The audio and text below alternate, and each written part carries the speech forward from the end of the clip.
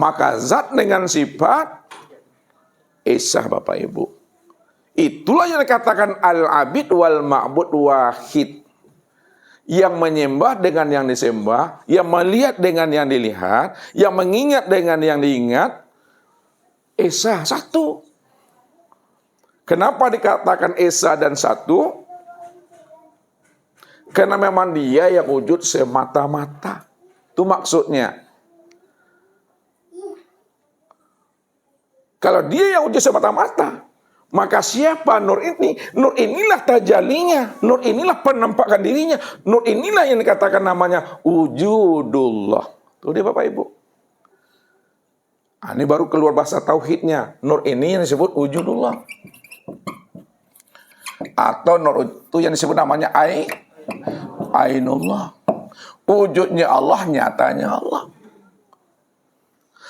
Sekarang Bapak Ibu, nur ini sebagai wujudnya Allah, nur ini sebagai nyatanya Allah, sudah sempurna zahir dan batin pada insan. Apa maksudnya nur itu sudah sempurna zahir dan batin pada insan? Nur itulah yang disebut namanya sudah nyata jadi tuh. Nur itu juga sebenarnya sudah nyata jadi. Itu maksudnya tubuh dan ruh itu, ya, itu asalnya adalah nur. Itulah wujud nur itu sebenarnya. Jadi nur itu sudah nyata pada tubuh. Nur itu sudah nyata pada ruh. Jadi nyatanya nur pada tubuh dan ruh disebutlah namanya dengan insan inilah yang nur itu sebenarnya. Maka bertubuhkan nurlah kita Bapak Ibu. Siapa yang telah mengenal rahasia dirinya, telah berwujud nur, disitulah dia telah menemui Tuhannya pada diri sendiri. Itulah maksudnya. Baca alam pada diri, baca diri di dalam diri. Di dalam diri ada rahasia diri. Dan rahasia diri, akulah yang wujud dengan sendirinya, kata Allah. Barulah kita bisa memahami siapa kita yang sesungguhnya. Jadi kalau Bapak Ibu bisa menceritakan diri Bapak Ibu sampai hilang, sampai habis, disitulah telah putuslah pengenalan diri Bapak Ibu itu kepada Allah. Siapa yang pandai bercita dan menciptakan dirinya ini sampai tidak terlihatnya akan diri kita, disitulah Bapak Ibu sudah sempurnalah pengenalannya kepada Allah itu. Bisa Bapak Ibu menceritakan diri sendiri sampai tidak nampak lagi diri. Pak Abdul bisa menciptakan diri sehingga tidak terlihat lagi diri Pak Abdul di situ. Mesti bisa. Wajib bisa. Sebelum datangnya ajal. Lalu bagaimana Bapak Ibu menceritakan diri supaya tidak lagi terlihat diri? Karena yang wujud dan yang nyata itu hanya Allah. Karena Allah cuma yang wujud. Wujudnya itu berupa nur. Nurnya itu sudah nyata pada insan. Insan ini ada zahirnya, insan itu ada batinnya. Zahirnya nyata pada tubuh, batinnya nyata pada ruh. Lalu siapa yang mampu bercerita tentang dirinya yang disebut insan sampai tidak lagi melihat dirinya, disitulah sempurnalah ma'rifatnya itu kepada Tuhan itu. Kita ceritakan Bapak Ibu supaya diri Bapak Ibu hilang. Sesungguhnya diri kita Bapak Ibu, walaupun Ustaz berkita-kita, tapi kitanya Bapak Ibu bukanlah wujud nyatanya diri Bapak I. Kalaulah kitanya Bapak Ibu bukanlah wujud dirinya Bapak Ibu, lalu wujudnya diri Bapak Ibu itu wujud siapa? Wujudnya Allah. Sekarang Ustaz berkita-kita dengan diri Bapak Ibu supaya paham. Bahwa diri insan ini, diri Bapak Ibu itu ada zahir, ada batin. Nah, yang zahir ini terdiri daripada 4 anasir.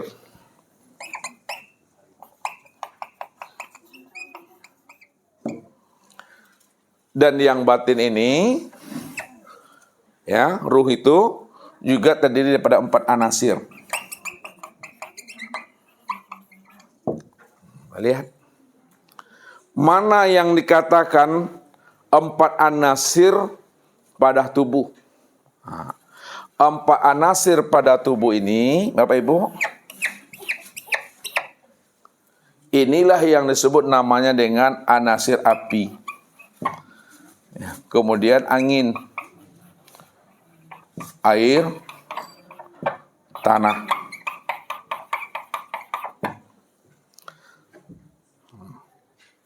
Kita lihat, kalaulah anasir daripada tubuh yang zahir adalah api, angin, air, dan tanah, maka anasir api itu, ya, pada diri Bapak Ibu nyata pada darah.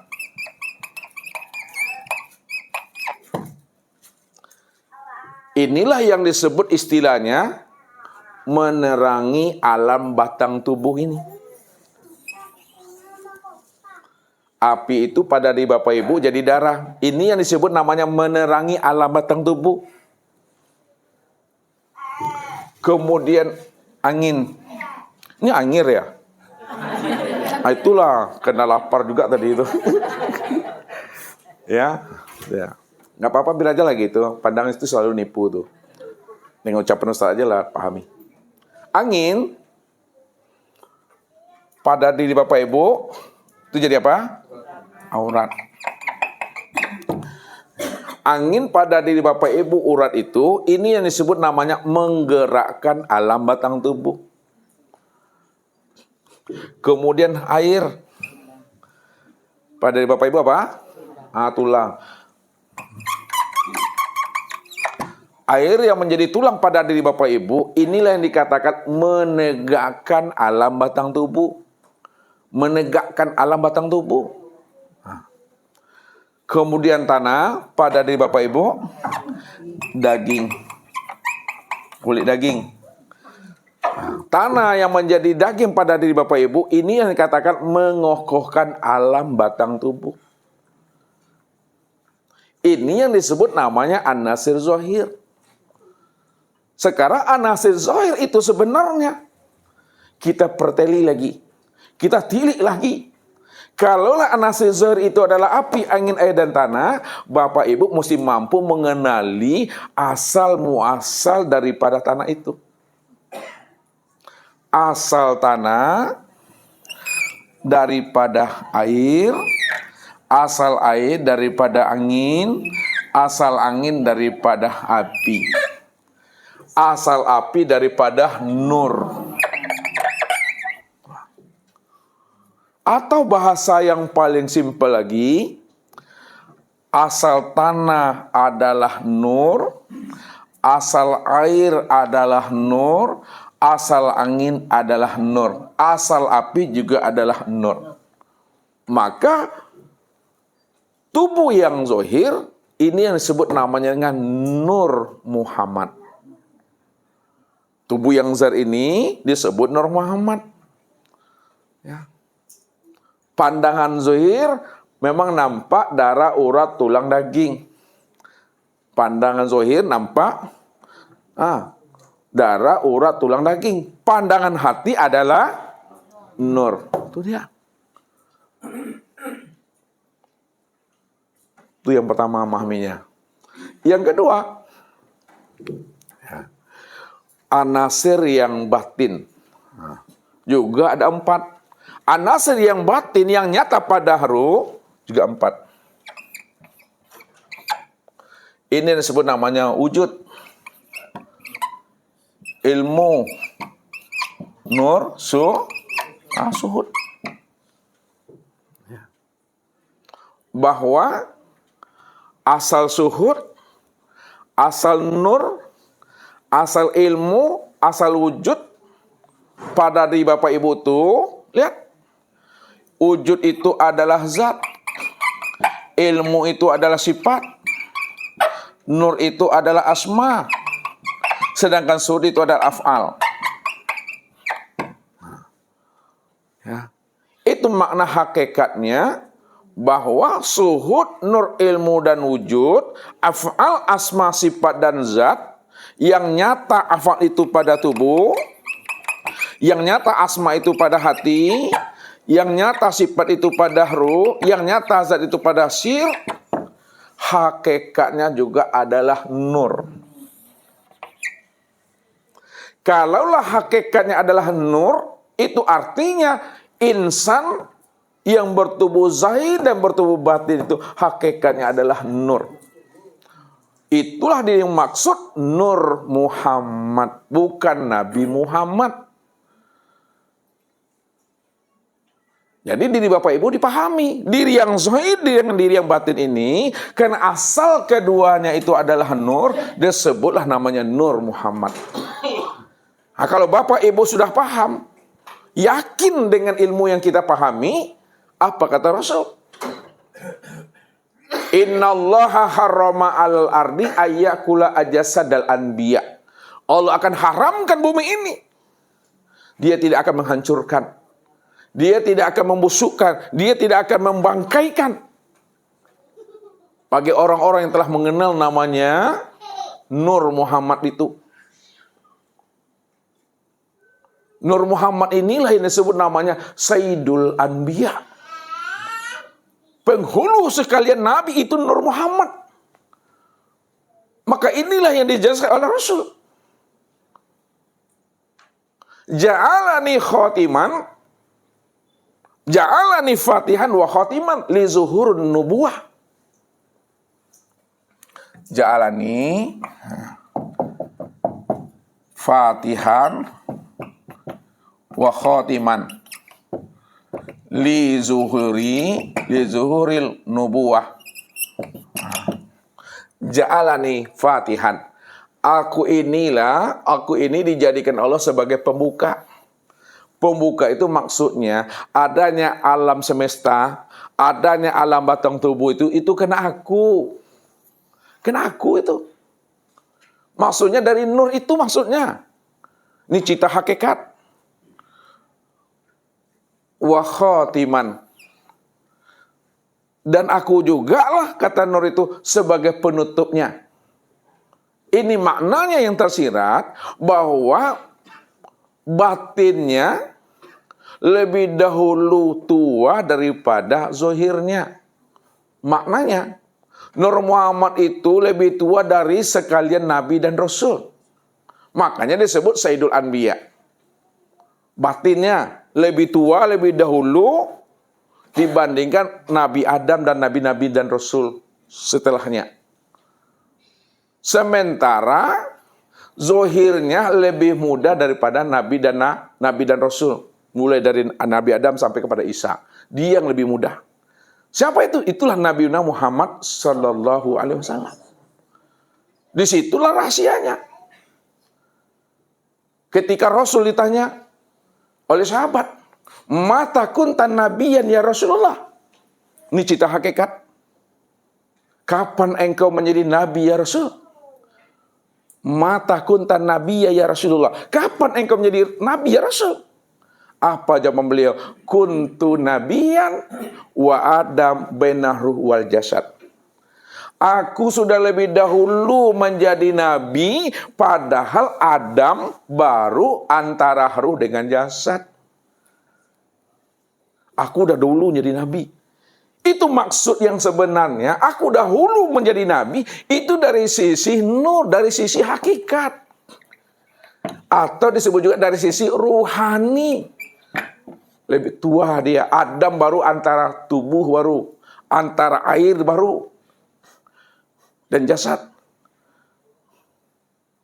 Dia sudah dahulu jadi nabi. Barulah zahirnya datang kemudian. Urutannya nabi yang keberapa? 25. Itu dia. Makanya kalau kita bercerita tentang Muhammad, ya seperti mata pedang. Dua sisi mata pedang. Apa maksudnya kalau kita bercerita tentang Muhammad?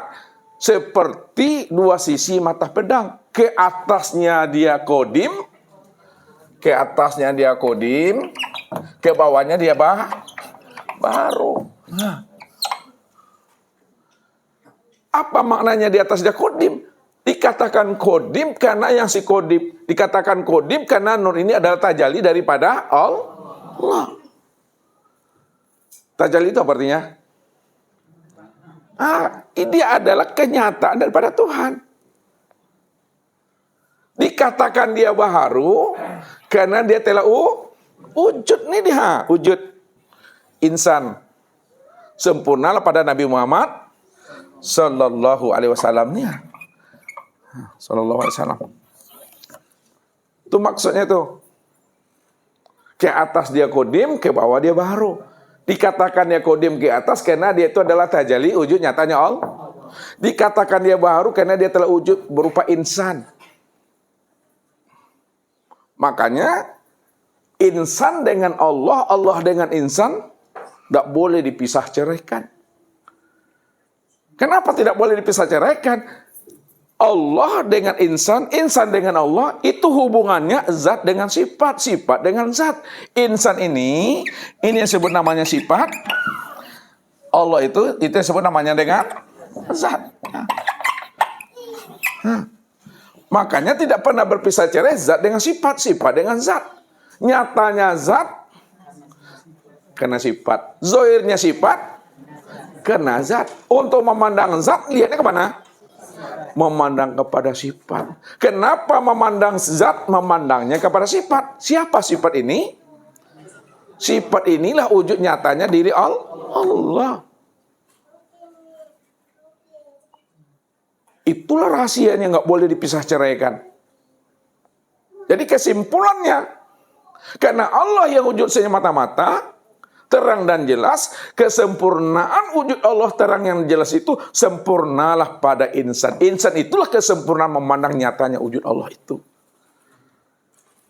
Kalaulah insan ini kesempurnaan memandang nyatanya wujud Allah, maka disebutlah insan itu namanya insan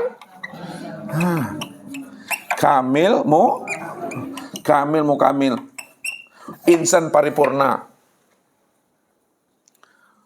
Insan paripurna. Disitulah diumpamakan, bukan diumpamakan, dijelaskan dengan bahasa simbol bahwa dia itu, Muhammad itu adalah basyarun laisa kal basyar. Muhammad ini yang sudah wujud tadi, Nabi Muhammad itu basyarun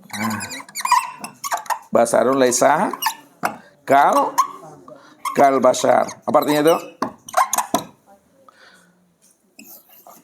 Basarun laisa kal basar, dia itu adalah manusia yang bukan seperti manusia biasa. Manusia tapi bukan manusia biasa. Inilah memandang hakikat nur di situ. Ini yang dipahami akan rahasia diri kita. Jadi kalau kita sudah bercita dan pandai kita menjelaskan diri kita siapa, maka hilanglah diri kita nyata Allah di situ. Disitulah Bapak Ibu mampu mengenal siapa yang abid dan siapa yang ma'bud. Rupanya yang abid dan yang ma'bud hanya dia. Dialah yang menyembah, dia yang sembah. Dia yang memuji dan dia pula yang dipuji. Wa an ya'buduni hadza siratal mustaqim. Akulah yang menyembah dan memuliakan diriku sendiri. Akulah yang melihat dan menyaksikan diriku sendiri. Tidak ada siapa-siapa lagi di sana. Ini bahasa hakikatnya. Ketika diturunkan ke dalam bahasa syariatnya, yang memuji siapa? Yang memuji Allah. Yang memuji, itulah tuh pengaruh apa tadi tuh? Biar tidak terasa lapar, nggak salah pula menjawab pertanyaan Ustadz. Ya, Ustadz tulis. Siapa yang memuji? Siapa pula yang dipuji? Nah, lihat pertanyaannya. Siapa yang memuji? Yang memuji adalah sifat itu siapa namanya? Muhammad. Muhammad itu apa sebutannya? Ini udah depannya. Siapa yang memuji? Ia memuji sifat. Siapa namanya? Muhammad. Muhammad itu apa sebutannya? Insan itu nama halusnya siapa sebutannya? Hamba itu siapa tuh? Aku. Ya, aku. Siapa yang dipuji? Yang dipuji adalah zat. Zat itu siapa namanya? Allah. Itu dia. Allah itu apa nama sebutannya? Asailah. Disebut namanya sir atau rahasia. Siapa rahasia tuh? Aku doang. Aku siapa? Aku yang tua. Aku tua. Aku tuh Allah Qadim Wujud. Allah Qadim Wujud. Siapa yang wujud? Yang wujud itu tua. Si tua itu yang wujud. Tuhan wujud Allah. Ya aku tua, makanya yang tua itu bukan ibu. Aku, jangan merasa tua. Karena dia nggak ada. Makanya tua aku. Itu rahasianya tuh. Esa tuh Bapak Ibu. Makanya dihantarkan secara kias, pandangan zahir nampak apa? Pandangan zahir nampak pandangan zahir nampak insan, pandangan batin nampak Allah. Oleh karena itu pandang Allahnya apa yang dilihat oleh mata. Apa yang dilihat oleh mata itulah sebenarnya wujud nyatanya diri Allah. Jangan kita melihat apa yang dipandang oleh mata. Kalau kita melihat apa yang dipandang oleh mata, maka yang dilihat itu yang terpandang apa? Alam dan sesuatu. Tapi pandang Allahnya apa yang dilihat oleh mata. Apa yang dilihat oleh mata pada alam, pada sesuatu, itulah wujud nyatanya diri Allah. Ketika sudah terpandang wujud diri Allah itu pada alam, pada hamba, pada insan, pada diri Bapak Ibu, rahasiakanlah diri aku itu pada dirimu. Itu maksudnya, jangan kamu katakan kamu itu Allah. Jangan kamu bilang Allah itu dirimu. Allah katakan Allah, dirimu katakanlah dirimu.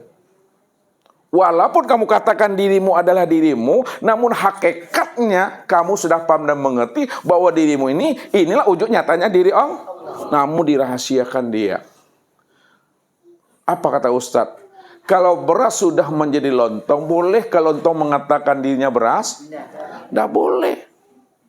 Siapa yang mengatakan bahwa lontong itu adalah beras, secara pandangan syariatnya, itu payah dah tuh. Termasuk golongan ODGJ itu dah. Ya, Bapak Ibu mau beli lontong, tapi dibilang apa? Bu, beli beras apa Bu? 5.000. Itu tuh. Jadi rahasiakanlah itu. Walaupun disebut lontong, tapi kita paham bahwa lontong itulah wujud beras. Di situ mendudukkan di alam dunia ini, di alam syariat ini, di alam syahadah. Ya. Kalau kita sudah kenal Allah, rahasiakanlah wujud Allah itu pada insan, walaupun dirahasiakan, namun hakikatnya Bapak Ibu kan sudah paham bahwa insan itu tiada lain, wujud nyatanya diri Allah. Disitulah lepas daripada syirik itu. Lepas kita daripada syirik. Ya. Apa sebabnya lepas daripada syirik? Karena kita mampu memandang segala yang wujud itu tiada lain adalah dirinya. Makanya Nabi bilang, man nazara ila syai'in malam yarallahu fihi fahuwa batil. Barang siapa yang bisa memandang kepada sesuatu, lalu dia tidak mampu memandang Allah yang benar-benar wujud dan nyata pada sesuatu itu, tak mampu dia memandang Allah yang telah wujud pada sesuatu itu, itulah pandangan yang berdosa. Jadi pandangan yang tidak berdosa itu mampu memandang Allah pada segala yang wujud, dan segala yang wujud itulah yang nyatanya akan wujud rupa Allah itu. Namun rahasiakanlah di situ. Apa makna rahasiakan di situ? Jangan disebut sesuatu itu Allah. Itu dia. Rahasiakan. Walaupun dirahasiakan, Bapak Ibu kan sudah paham. Inilah orang yang arif dan bijaksana dalam memahami ini. Ya. Sehingga dia mengerti bagaimana menempatkan sesuatu itu. Tapi kenapa Ustaz jelaskan terang-terang kayak gini? Ini dalam rangka ta'lim wal muta'alim. Supaya terang, supaya jelas siapa diri Bapak Ibu ini. Ya. Ini dalam rangka belajar. Dalam rangka taklim. Tapi setelah Bapak Ibu paham, tidak boleh lagi menerangkan, menjelaskan, menyebut hakikat itu pada alam syariat ini. Dibungkus hakikat itu dengan walaupun dibungkus dengan syariat, kita tahu isinya itu adalah hakikat. Itu dia. Beribadah, kalau tidak mengenal yang isinya, beribadah tidak mengenal hakikatnya, maka itu hampa dan sia-sia. Kalau hampa dan sia-sia, maka amal ibadah itulah yang disebut namanya amal ibadah rutinitas. Amal ibadah ritual. Nggak ada manfaatnya, nggak ada faedahnya. Inilah orang yang tertipu dengan amalan dirinya sendiri. Wahum yasabuna annahum yuhsinuna sun'a. Mereka mengira dan menyangka telah melakukan amal yang terbaik, padahal mereka sudah tertipu. Inilah rahasianya Bapak Ibu. Jadi kalau Bapak Ibu sudah bisa menceritakan diri insan ini, sehingga tak lagi nampak keakuan diri Bapak Ibu, yang nampak hanya diri Allah. Allah lah yang wujud semata-mata, sejak dahulunya, sekarang dan yang akan datang. Dah paham atau belum? Alhamdulillah, terasa laparnya aku. Billahi taufiq wal hidayah. Wassalamualaikum warahmatullahi wabarakatuh.